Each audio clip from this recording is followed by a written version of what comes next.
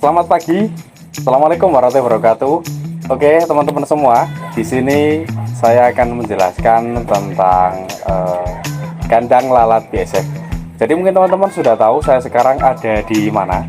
Jadi saya sekarang ada di kandang lalat BSF kami yang baru. Jadi miliknya tempat pengelolaan sampah terpadu TPST 3R Mandiri Desa Prupuk. Jadi ini adalah kandang kami ya teman-teman. Ini adalah kandang lalat BSF yang baru. Jadi sebelumnya kami menggunakan konstruksi kayu dengan lapisan insect net di samping kanan dan kirinya. Jadi insect net itu adalah jaring serangga ya teman-teman, kalau teman-teman yang belum tahu. Kita kasih di sebelah luar. Jadi sebelumnya itu harusnya insect net atau penempatan jaring serangga itu diletakkan di dalam. Karena salah satu kelemahan dari konstruksi kayu adalah kayu itu memiliki banyak ruas. Jadi lalat BSF itu senang bertelur di ruas-ruas atau di himpitan-himpitan gitu. Jadi kalau ada lalat atau kita memakai konstruksi pakai kayu, itu biasanya lalat BSF itu banyak yang bertelur di himpitan-himpitan itu. Akhirnya kita kehilangan banyak telur di sana. Salah satu kelemahannya adalah itu.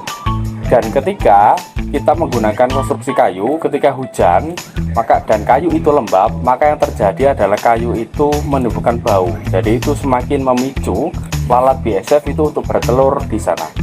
Nah, bagaimana sebenarnya konstruksi kandang lalat BSF yang betul itu gimana? Jadi gini, untuk kandang lalat yang baru kami menggunakan konstruksi galvalum atau baja ringan. Jadi salah satu keuntungannya adalah yang pertama itu kokoh, pasti ya.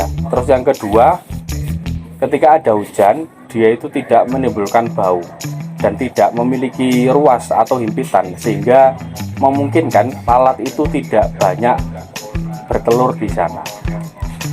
Terus yang ketiga, kalau kita pakai konstruksi kandang pakai galvalum atau baja ringan itu kuat gitu ya, tahan lama, meskipun biayanya mungkin sedikit mahal. Nah, untuk atapnya kita menggunakan spandek, menggunakan seng.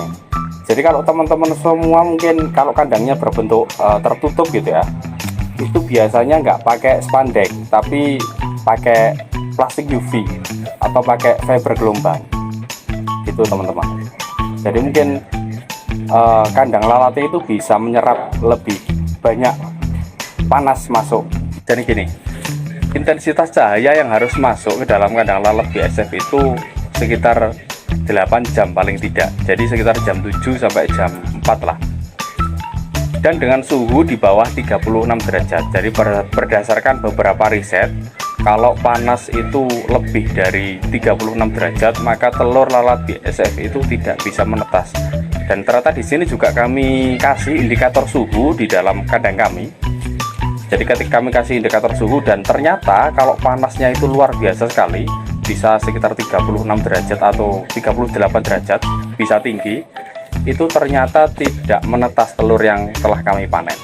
Nah, kalau suhunya di bawah itu atau mungkin di bawah 20 derajat, dingin ya teman-teman, 30 sampai 20 derajat, itu biasanya telurnya atau produktivitas BSF untuk mating, untuk kawin itu sangat sedikit. Jadi hasil telur yang kita dapatkan itu sangat sedikit.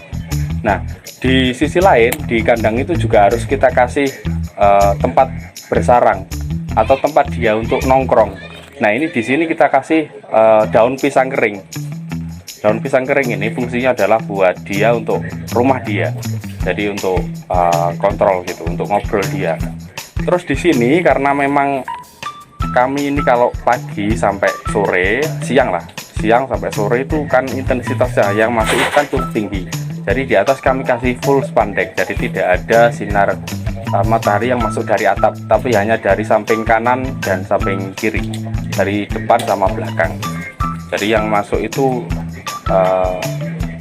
panas, tapi tidak terlalu.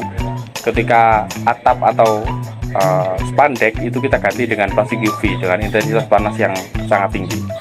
Mungkin itu yang bisa kami sampaikan topik tentang kandang lalat BSF. Semoga bermanfaat ya teman-teman. Sampai jumpa.